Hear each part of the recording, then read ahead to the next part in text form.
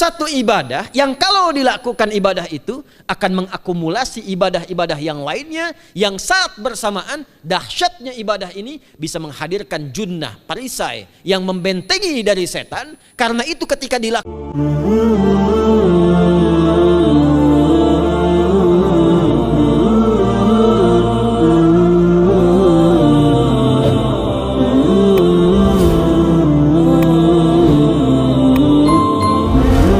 hal pertama yang disampaikan oleh Nabi Sallallahu Alaihi Wasallam kepada para sahabat beliau pada masa itu dan berkelanjutan sampai kepada kita saat ini adalah menerangkan diantaranya tentang keutamaan Ramadan untuk menjawab sekaligus mengentaskan hoax yang pada saat itu dibangun oleh orang-orang Yahudi yang tinggal di Madinah. Jadi ketika mereka mengatakan orang Islam tuh nggak punya puasa, ikut kita. Ini puasa yang hebat, puasa yang bagus. Dijawab oleh Allah. Turunlah perintah, ya ayyuhalladzina amanu kutiba alaikumus syiyam kama kutiba alal ladzina min qablikum la'allakum tattaqun. Setelah itu apa yang terjadi? Buka Sahih Al-Bukhari. Kitab yang ke-30. Kitabus Shaum. Posisi hadis yang nomor yang kedua di topik ini, riwayat dari Talhah bin Ubaidillah radhiyallahu taala anhu qala Rasulullah sallallahu alaihi wasallam. Perhatikan. Ini kalimat pertama yang disampaikan Nabi menyambut kewajiban puasa. As-siyamu junnatun fala yarfuth wala yajhal wa ini mru'un qatalahu aw syatamahu falyaqul inni sha'imun marwataini la khulufu famis sha'imi atyabu 'indallahi yaumal qiyamati min rihil miski yatruku ta'amahu wasyarabahu wasyahwatahu min ajli. Ini poinnya. As-siyamu li wa ana ajzi bihi wal hasanatu bi asyri amthaliha. Kata Nabi, puasa kita ini yang kita tunaikan spesial. Beda dengan yang lainnya. Jadi ketika Yahudi mengatakan puasa kami ini puasa yang hebat, yang bagus, yang diikuti oleh umatnya Muhammad sallallahu alaihi wasallam. Turun ayat, komentar Nabi pertama apa? Puasa kita kepada para sahabat, kepada kita semua, ini puasa yang spesial. As-siyamu. Lihat diksinya. Awas Pak ya, ibu jangan salah baca. As-siyam, bukan asyab. As-siyam. Disebutkan 9 kali dalam Al-Quran. Ada as-saum, ada as-siyam, itu beda. Kalau saum, sekali disebutkan dalam Al-Quran, surah 19 ayat 26. Saum itu masih umum, kata umum untuk menunjuk kata imsak, menahan secara umum. Bisa berarti puasa yang ada ketentuan aturan, bisa berarti menahan secara singkat. Apa saja yang bersifat menahan, itu saum namanya. Contoh Sayyidah Maryam misalnya, beliau masih makan. Ya, ayat 24, 25 itu masih makan. Goyangkan pohon korma, jatuh kormanya, makan kormanya. Mau minum, ambil airnya, minum. Masih makan, masih minum. Cuman diminta untuk saum. Apa saumnya? Inni nadhartu lirrahmani sauma falam ukallimal yauma insiya. Jangan bicara pada siapapun. Kamu dituduh, kamu berzina. Jangan jawab. Biarkan bayinya yang bicara. Dan itu mukjizat pertama untuk Isa alaihi salam. Itu nanti dimulai di ayat 31 sampai 33 di surah Maryam, surah 19. Tapi beliau diperintahkan saum. Saumnya apa? Jangan bicara. Jadi kalau bapak masih makan, masih minum, cuman gak mau bicara dulu sama ibu, itu saum. Mau kemana Bi? Kok gak jawab? Kenapa gak bicara? Sedang saum. Saum apa? Gak mau bicara sama mama. Itu bicara, contoh. Itu saum. Kalau siam, 9 kali disebutkan dalam Al-Quran, itu khusus, spesifik. Ada aturannya, ada ketentuannya, nggak boleh sembarangan, nggak bisa kemudian seenak kita melakukannya. Ada ketentuan yang dibuatnya dan itu harus diikuti. Begitu diikuti, maka keagungan dan keistimewaan ibadah itu akan dilekatkan pada pelakunya. Dan menariknya, perintah puasa itu ketika turun ayatnya Al-Baqarah 183, kalimatnya bukan menggunakan saum tapi siyam. Ya ayyuhalladzina amanu kutiba alaikumus. Nah kata Nabi, asyamu junnatun. Kalau benar puasa kita ini kita tunaikan yang Ramadan ini, maka dia akan melahirkan satu yang tidak ditemukan pada ibadah lain, yaitu junnah. Ada jinnah, ada jannah, ada junnah, itu beda. Tapi semua katanya itu hurufnya sama, cuma harokatnya beda. Coba lihat ya, ada junnah, jinnah, dan jannah. Jannah artinya apa? Surga. Jinnah artinya apa? Jin, jamak dari kata jin, minal jinnati wan nas. Baik ya. Ada junnah, perisai. Itu ketiga-tiganya berasal dari huruf jim, nun, kemudian ta. Dalam bahasa Arab, setiap ada huruf dimulai dengan jim dan nun, itu pasti tersembunyi, gak kelihatan. Saya ulang ya. Setiap ada huruf dimulai dengan jim dan nun, kalimatnya itu pasti gak nampak, gak kelihatan. Janin, kenapa disebut janin? Karena masih tersembunyi dalam rahim ibundanya, gak kelihatan. Begitu keluar, tampak jadi bashar, jadi bayi yang terlihat. Jin, kenapa disebut dengan jin? Karena gak nampak. Makanya fitrah jin itu Pak, Ibu, fitrahnya tersembunyi. Jadi kalau ada jin melakukan penampakan, itu jin sedang punya masalah. Betul, itu nyata. Dan yang lebih punya masalah, ada orang-orang manusia yang mencari-cari penampakan jin. Itu sedang kurang sehat itu. Ya, betul, karena jin itu dipasangkan di Al-Quran dengan ins. 18 kali pasangan ini disebutkan, itu lawannya langsung. Jadi jin tersembunyi, ins nampak. Ins itu kelihatan, makanya makhluknya tampak. Jadi kalau ibu ada bapaknya pulang ke rumah sembunyi-sembunyi, itu bapak sedang menjadi bukan.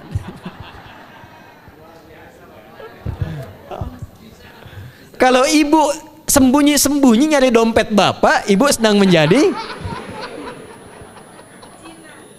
jin. Itu langsung pasangannya 3 itu.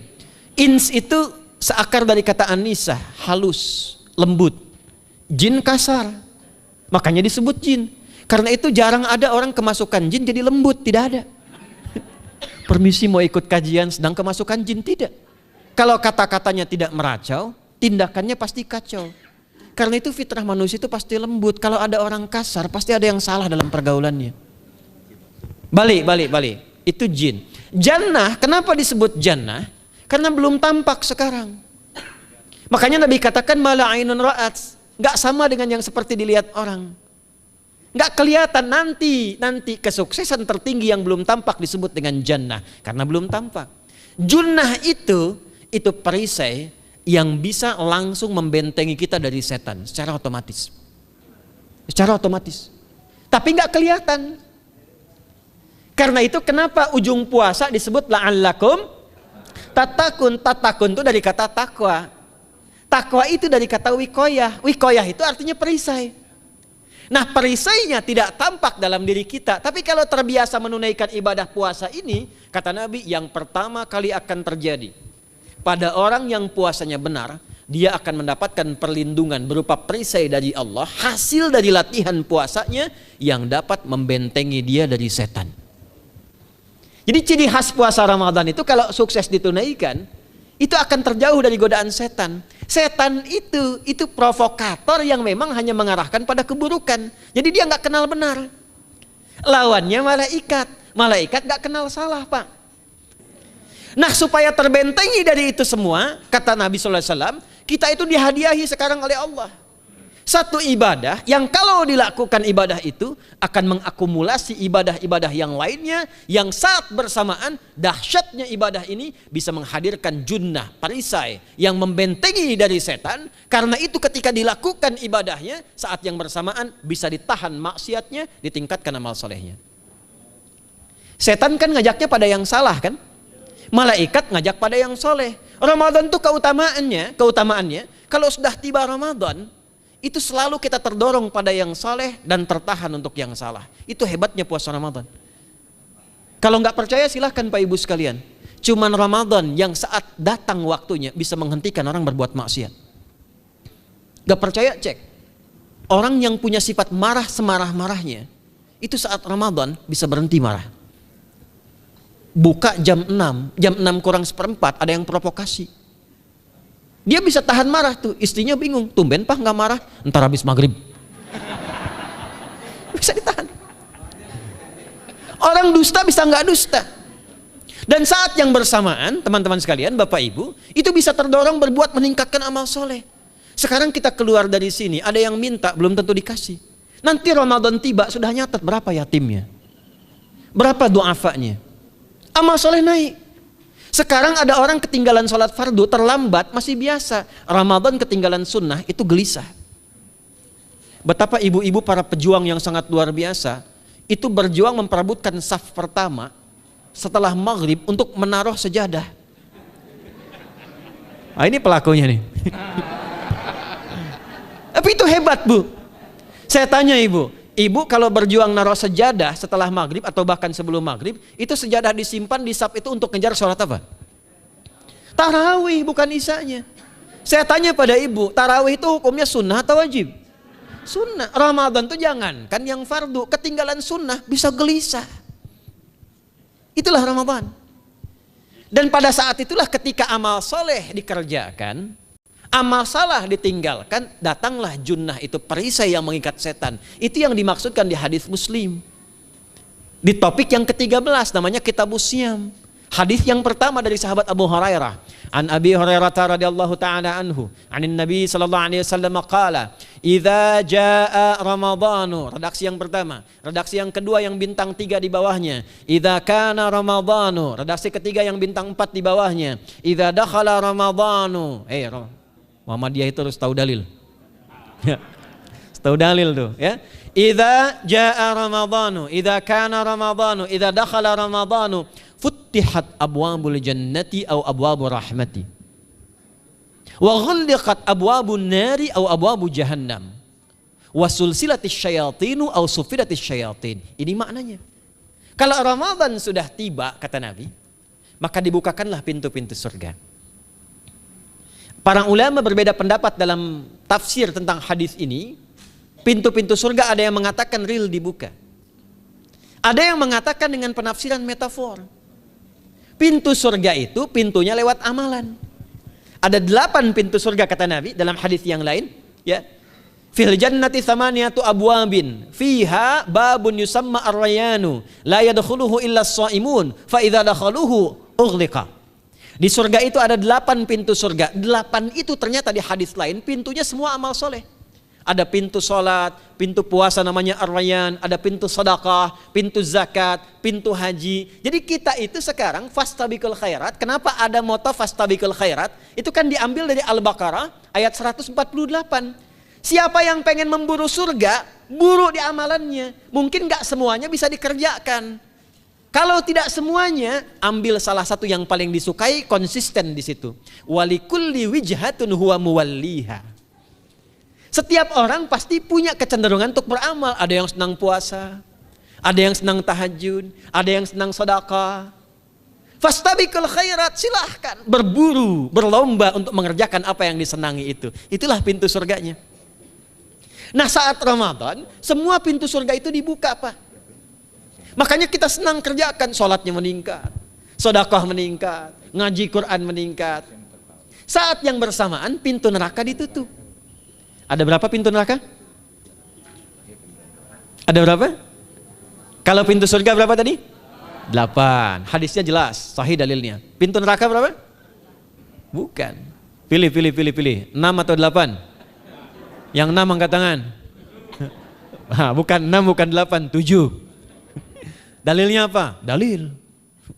Dalilnya Quran surah Al-Hijr, surah ke-15. Ayat ke-44. Surah ke-15 Al-Hijr ayat ke-44. Neraka ada 7 pintu. Dan dalam setiap pintunya nanti ada 19 malaikat yang menjaga. Alaiha tis'ata asyar. 7 pintu ini khusus Ramadan ditutup. Dan hati-hati, nama neraka itu ada 2 nanti. Neraka yang membakar, ini mungkin jadi baru informasinya bagi sementara orang. Neraka yang membakar dan neraka yang membekukan. Jadi ada 2 sifat. Saya ulang ya, neraka yang membakar dan neraka yang membekukan.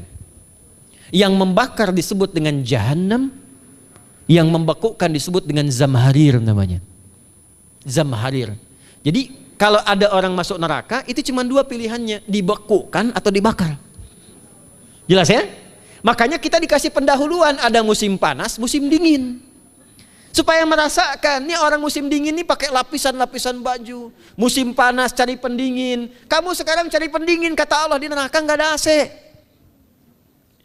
Kamu sekarang pakai berlapis-lapis, di neraka beku. Jahannam itu nama apinya. Jadi nar yang membakar itu nama apinya Jahannam. Jahannam itu nama apinya. Untuk membedakan dengan api yang ada di dunia dan api yang bahan bakarnya jin dan setan saat diciptakan. Setan itu dicipta dari api. Ya, setan kan asalnya dari iblis. Iblis dari jin. Setan Al-Baqarah ayat 36. Dari iblis Al-Baqarah 34. Iblis dari jin. Quran surah Al-Kahf ayat 50. Kana minal jinni fa fasaqa an amri rabbi. Jin dari api yang menyambar-nyambar. Quran surah 15 ayat 27. Wal janna khalaqnahu min naris samum. Karena narnya narus samum, maka apinya mesti beda. Karena itulah nanti nerakanya yang membakar disebut dengan Jahannam. Pintunya 7, namanya banyak. Ada sa'ir, ada lava, ada neraka hutamah. 7 pintu, besarnya disebut dengan Jahannam. Khusus Ramadan tutup. Ramadan tutup. Wasulsilati syayatin. Setan itu dibelenggu, diikat rapat. Bagi orang yang mau puasa benar. Awas hati-hati. Bagi orang yang mau puasa benar, karena itu kalimatnya asyamu junnatun. Kalau benar puasanya, metafornya amalan dia bisa mengikat setan. Tapi kalau puasanya nggak benar, tetap digoda juga. Makanya jangan heran, walaupun Ramadan tetap kotak infak ada yang hilang. Sendal ada yang hilang. Karena puasanya bukan siam, puasanya saum. Sedangkan diksi Nabi yang mengatakan asyamu junnatun. Puasanya yang harus benar. Nanti kita belajar fikih setelah itu. Saya ingin pendahuluan dulu ya. Setelah itu apa yang kata Nabi katakan? Ini masih mukadimah ya kita ya. Ini luar biasa nih. Ya. Jadi keutamaan Ramadan itu dahsyatnya dengan puasa biasa. Kata Nabi, kalau orang benar puasanya, bebas dia dari setan. Bukan nggak digoda, Allah kasih benteng sehingga setan nggak tembus kepada dia. Itu satu. Itu keutamaan Ramadan. 2, teruskan dulu langsung ke ujung hadisnya saja ya. Kalau yang tadi nanti latihannya fala yarfus fala yajal, itu latihan. Yang kedua, Allah langsung yang mengatakan dalam hadis qudsinya, asyamu li wa ana ajzi bihi. Khusus Ramadan, kalau ditunaikan dengan benar, maka semua yang puasa itu aku langsung yang memberikan takaran pahalanya. Sekarang kita hitung-hitungan dikit ya. Bapak Ibu kan senang hitung. Tadi bangun aja kan dihitung kan. Ya, dapatnya sekian, kurangnya sekian, ya usahanya sekian. Sekarang kita ngitung pahala nih. Ada rumus hitung pahala dalam Al-Quran. Ya, saya tanya sebentar. Kalau satu kita kerjakan ibadah, pahalanya berapa? 10. Dalil. Apa dalilnya? Quran surah ke-6 ayat 160. Man jaa baik bil hasanati falahu asyru amthaliha. Siapa yang melakukan satu perbuatan hasanah. Hasanah itu perbuatan baik yang bernilai pahala. Itu hasanah namanya. Pahalanya disebut ajrun namanya. Lahum ajrun ghairu mamnun. Jadi perbuatan baik yang bernilai pahala disebut apa? Hasanah. Ya, eksekusinya, implementasinya disebut amal soleh. Pahalanya, hitungannya disebut ajrun namanya. Jamaknya disebut dengan ujur. Di setiap poinnya disebut dengan ajrun namanya. Nah, orang yang mengerjakan perbuatan baik berpotensi punya nilai pahala, itu setiap perbuatan baiknya 10 kebaikan. Contoh kita sholat nih, sehari berapa waktu? 5. Berapa rakaat? 17. Al-Fatihahnya 18 atau 19 kali? 17 kali ya. Kalau 18 kali berarti subuhnya 3 rakaat. Nah, itu kan kalau kita buka hadis Muslim nomor hadis 162, saat Nabi dalam peristiwa setelah Isra itu ke Masjidil Aqsa, kemudian araja bina Jibril alaihissalam, Mi'raj naik ke Sidratul Muntaha. Sidratul Muntahanya ada di surah An-Najm dari ayat 1 sampai 18-nya. Itu ketika menerima perintah salat pertama kali kan bukan 5, tapi 50. Turun kan Nabi kemudian ke langit ke-7, ketemu Nabi Ibrahim sedang senderan di Baitul Ma'mur, punggungnya senderan. Itu ada kisahnya di hadis Muslim nomor hadis 162. Kemudian turun lagi ke Nabi Musa. Nabi Musa itu kan tipikalnya senang, yang pertama agak temperamen, yang kedua itu senang mengomunikasikan sesuatu. Makanya ketika dengan Khidir alaihi salam itu senang, ya, kritisnya itu muncul kepada Nabi Muhammad ketika turun dari Sidratul Muntaha ke langit yang ke-6 itu ketemu Nabi Musa, ditanya, Muhammad SAW dapat apa tadi? Sholat. Berapa waktu? 50. Kamu tahu nggak? Umat saya itu kekar-kekar besar-besar. Segitu aja nggak kuat, apalagi umat kamu yang kayak kita sekarang nih. Minta lagi diskon sama Allah katanya. Naik tuh, minta lagi. Singkatnya 9 kali naik. Setiap naik dikurangi 5. 9 kali 5 berapa? 45. 50 kurangi 45 berapa? 5. Turunlah 5. Sampai 5 pun Nabi Musa masih komennya begini, minta lagi aja diskon. Kata Nabi, saya kurang enak lah, malu saya. Sudah diberikan yang paling pokok 5. Dan itu pun belum selesai. Dengan senyumnya kemudian, lihat ini indahnya. Setiap 5 itu Allah menetapkan, setiap satunya punya 10 nilai. Jadi kalau kita kerjakan 5 waktu, dikali 10 berapa? 50. Itulah dahsyatnya umat Nabi Muhammad karena keutamaan nabinya. Walaupun 5, nilainya tetap setara dengan yang umat Nabi Musa 50 kali. Karena itu keutamaan Nabi Muhammad itu sangat luar biasa. Sampai nanti dipuji Allah oleh begitu tinggi. Sifatnya, rasanya di ujung surah At-Taubah itu. Akhlaknya di surah Al-Qalam itu. Dan karena kemuliaan ini kita dapat barakahnya. Percikan keberkahannya. Apa itu? Ketika Ramadan yang puasa-puasa lain standar. Puasanya umat Muhammad SAW, setiap puasanya itu pahalanya dilipat gandakan tak terbatas. Allah langsung menilai keikhlasan pada hambanya. Paling minimal kalikan 10 kali lipat lagi dari hari biasa. Wal hasanatu bi asyri amthaliha. Jadi kalau sekarang baca Quran sekarang ini, satu hurufnya berapa? Tahu dari mana? Ya, di At-Tirmidzi nomor hadis 2910. Man qara'a harfan min kitabillahi falahu asyru hasanat. Setiap ada orang baca satu kitabullah dengan syarat dia mukmin, muslim, baca satu huruf dari kitabullah, dapat 10 kebaikan. Satu hurufnya 10, Bu, Pak. Walam aqul alif lam mim harfun, saya tidak katakan kata Nabi alif lam mim satu huruf. Walakin alifun harfun, lamun harfun, mimun harfun, walikulli harfin asyru hasanat. Tapi alifnya satu huruf, lamnya satu huruf, mimnya satu huruf, setiap hurufnya 10 kebaikan. Saya kalau ada papan tulis, saya turunkan ini pakai syarah ilmu arud. Itu dahsyat lagi. Arud itu menuliskan apa yang dikatakan, bukan menuliskan simbol yang ditunjukkan. Jadi kalau kita bilang alif, tulis alif. Dan alif itu kan ada 3 huruf, hamzah, lam, fa. Hamzah berapa huruf? Tulis lagi hamzah. Itu baca Quran kalau ikhlas, pahalanya berlipat. Paling standar satu hurufnya 10. Dan hampir nggak ada orang baca Quran cuman satu huruf. Nun. Udah dulu 10 lumayan. Nggak ada. Pasti banyak itu. Dan Ramadan lebih meningkat lagi. Dan dikalikan 10 lagi, itu paling standarnya satu huruf 100, Pak, Bu. Makanya Ramadan tuh limpahan pahala. Rugi orang kalau nggak ibadah saat Ramadan itu. Nabi aja itu tadarusan Quran sekali khatam. Saat tahun meninggalnya 2 kali khatam untuk ngejar kemuliaan-kemuliaan contoh bagi kita. Itu Ramadan. Jadi ini yang pertama menjadikan kita mesti sadar Ramadan beda dengan bulan biasa. Maka disampaikan oleh Nabi yang pertama ada pelipat gandaan pahala. Yang kedua ada perisai yang bisa menjauhkan kita dari setan. Yang ketiga, saya tutup mukadimahnya. Yang ketiga, hanya Ramadan yang siang malam melahirkan ampunan Allah Subhanahu wa taala. Siang malam. Kita kalau mau nyari ampunan itu bisa kapanpun minta ampun. Tapi ada waktu-waktu yang sangat strategis dan tempat-tempat yang sangat efektif mempercepat mengabulkan doa. Contoh waktu misal sepertiga malam.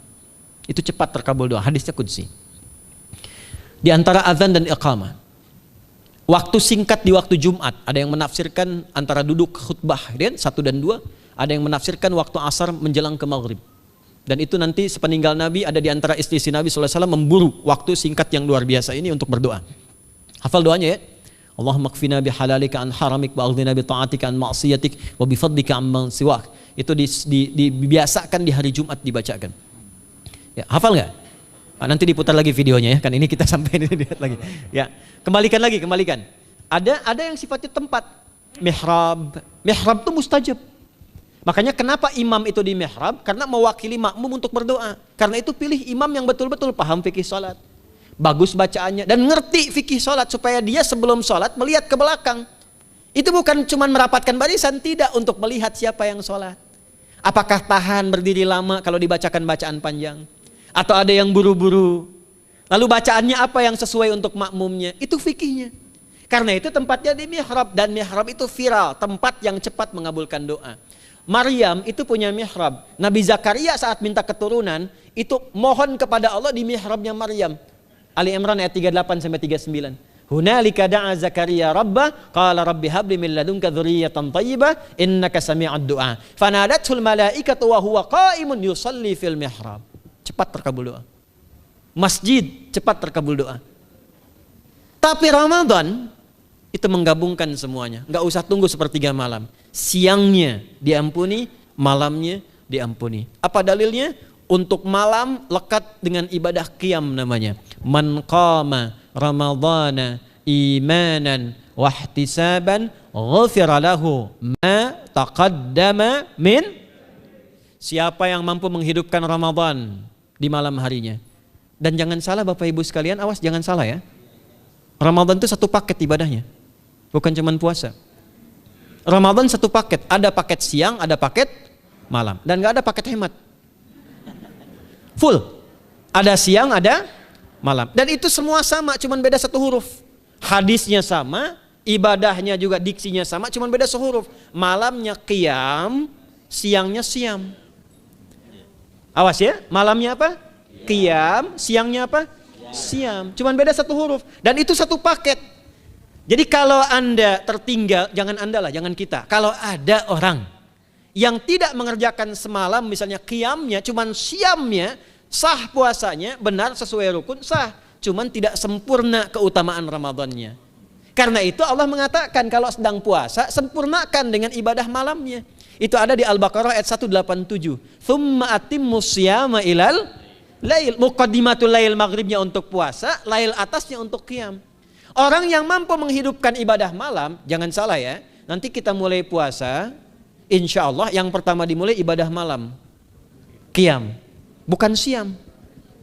Jadi jangan terlampau soleh, puasanya nanti nunggu fajar. Malam itu qiyam. Nah qiyam ini ada potensi ampunan dosa Pak Bu. Jadi kalau kita manfaatkan ibadah ini dengan benar, misal ya kita kan nggak tahu ajal nih. Tiba kemudian kita manfaatkan qiyam bangun, ditunaikan dengan benar, itu Masya Allah. Meninggal misal dalam sujud, itu jaminannya, ghufira lahu ma taqaddama min dzambi. Siapa yang benar ibadah qiyamnya, sampai detik itu, ditunaikan karena imannya, ikhlas karena Allah, saat bersamaan dia introspeksi diri, begitu dia tunaikan, misal dia meninggal, misal saja, semua dosa-dosa yang pernah dia tunaikan diampuni pada saat itu. Ma itu tanpa batas. Ma taqaddama min dzambi, ma semua yang pernah dia kerjakan dalam hidupnya. Karena itu viral. Sayyidah Aisyah itu pernah minta petunjuk pada Nabi di hadis Muslim. Bertanya pada Rasulullah, ya Rasulullah, kalau malamnya saya pengen ibadah dan qadar Allah bertepatan dengan malam Al-Qadar, apa yang saya minta? Itu sampai diajarkan oleh Nabi doanya, dan doanya sahih. Di At-Tirmidzi dikuatkan lagi dengan lebih lengkap redaksinya. Kata Nabi, kalau engkau bersamaan dengan itu malam hari bangun, bersamaan, faquli, katakanlah, Allahumma innaka afuwun karim tuhibbul afwa fa'fu anni. Nanti di hadis yang Muslim, Allahumma innaka afuwun, di At-Tirmidzi ada kata karimnya, innaka afuwun karim tuhibbul afwa fa'fu anni. Itu malam Bu. Biasanya nunggu sepertiga malam, waktu sahar. Ya, jadi waktu sahar itu waktu singkat menjelang fajar. Kalau subuh sekarang 4:08, itu kira-kira sahar tuh jam 3:30 lah, ya, 3:30 sampai jam 4 itu namanya sahar, bukan lail. Kalau lail dari ba'da isya sampai sahar. Sekarang isya 7:30 misalnya, jam 8 tuh sampai 3:30 namanya lail. Jelas ya? Lail tuh malam, jamaknya layali. Turunannya lela, lili, lala itu malam. Ya, ibu leli, ibu malam-malam gitu ya. Gitu. Nah, itu waktu menjelang fajar setelah lail sahar, jamaknya ashar. Ashar itu disampaikan di Al-Quran waktu terbaik untuk istighfar. Quran surah 51 ayat 18. Wabil ashari hum yastaghfirun. Yang biasa istighfar berpeluang dapat ridho Allah dan disiapkan surga terbaik melebihi kemewahan dunia. Itu ada di ayat ke-16, 17, 18. Ya, dari ayat 15-nya, 16-nya, 17-nya adalah untuk yang saharnya, 16-nya itu kalimatnya. Ya, 16-nya yang dengan mengatakan Rabbana amanna faghfir lana dzunubana wa qina adzabannar. Ayat 17-nya as-sabirina was-sadiqina wal qanitina wal munfiqina wal mustaghfirina bil ashar. Itu hari biasa seperti sekarang. Ramadan dari ba'da isya sampai terus lagi sampai masuk waktu fajar, siangnya pun masih ada ampunan Allah. Man shoma ramadhana imanan wahtisaban ghufira lahu ma taqaddama min. Saya tanya sekarang, siapa yang enggak punya dosa boleh angkat tangan? Yang dosanya banyak boleh angkat tangan. Tuh, saking banyaknya kita nggak bisa ngangkat. Sekarang rubah kalimatnya. Yang ingin masuk surga angkat tangan. Insya Allah. Yang ingin surga Firdaus angkat tangan. Tuh. Maka ironi itu tampak dalam perilaku kita. Pengen ke surga, tingkatan Firdaus, tapi ngaku dosa banyak. Itu dia. Maka Allah punya sifat Rahman dan Rahim. Rahman untuk dunia, Rahim untuk akhirat. Maka diberikanlah kesempatan Ramadan untuk menggugurkan semua dosa itu. Karena itulah Bapak Ibu sekalian, penting kita menyiapkan, karena nunggu Ramadan itu nggak mudah. Dan nggak semua orang itu akan sampai kepada momen yang dimaksudkan. Karena itulah malaikat Jibril itu langsung komen. Ya, jadi ada dua riwayat nih, Nabi yang berdoa, malaikat yang mengaminkan. Ada malaikat yang berdoa, Nabi yang mengaminkan. Jadi Nabi akan naik memberikan tausiah di mimbarnya. Mimbar Nabi itu ada 3 gundakan. Begitu naik ke gundakan pertama, ada 3 gundakan. Lalu tibalah kemudian beliau bersabda. Ada riwayat Nabi yang berkata, malaikat mengaminkan. Ada riwayat sebaliknya, malaikat yang berkata, Nabi mengaminkan. Raghima'an forajulin. Awas, hati-hati nih. Raghima'an forajulin. Liman adraka ramadhana falam yughfar lahu. Terhina di hadapan Allah Subhanahu wa taala. Kotor dirinya. Bu'dan, jauh dari rahmat Allah. Liman adraka ramadhana, siapa yang sudah disampaikan ke bulan Ramadan falam yughfar lahu, tapi tak mampu mendapat ampunan Allah Subhanahu wa taala. Karena itulah saya ingin cepat. Satu, kenapa Ramadan istimewa? Karena ada ampunan Allah yang sangat luar biasa. Kenapa Ramadan istimewa? Karena ada pelipat gandaan pahala. Kenapa Ramadan istimewa? Karena ada peluang untuk menjauhkan dari setan. Dan yang terakhir, Ramadan istimewa karena semua waktu siang dan malam mempercepat terkabulnya doa. Itu yang dijamin di ayat 186 dalam rangkaian ayat Siyam dari ayat 183 sampai 187. Ayat 186-nya khusus untuk mempercepat terkabulnya doa. Wa idza sa'alaka 'ibadi 'anni fa inni qarib ujibu da'watad da'i idza da'an falyastajibu li wal yu'minu bi la'allahum yarshudun. Tafsirnya apa? Hadis Nabi sallallahu alaihi wasallam, "Thalathatun la turaddu da'watuhum al-imamul 'adil was-sha'ima hatta yuftira wa da'watul mazlum." 3 golongan yang doanya sulit sekali ditolak. Yang pertama imam yang adil, yang kedua adalah orang puasa sampai berbuka, dan ketiga doa orang yang terzalimi. Jadi kalau Bapak Ibu pengen cepat dikabulkan doanya secepat kilat, maka jadilah pemimpin yang adil. Kalau belum mampu, latihan puasa. Kalau belum mampu lagi, banyak-banyak terzalimi.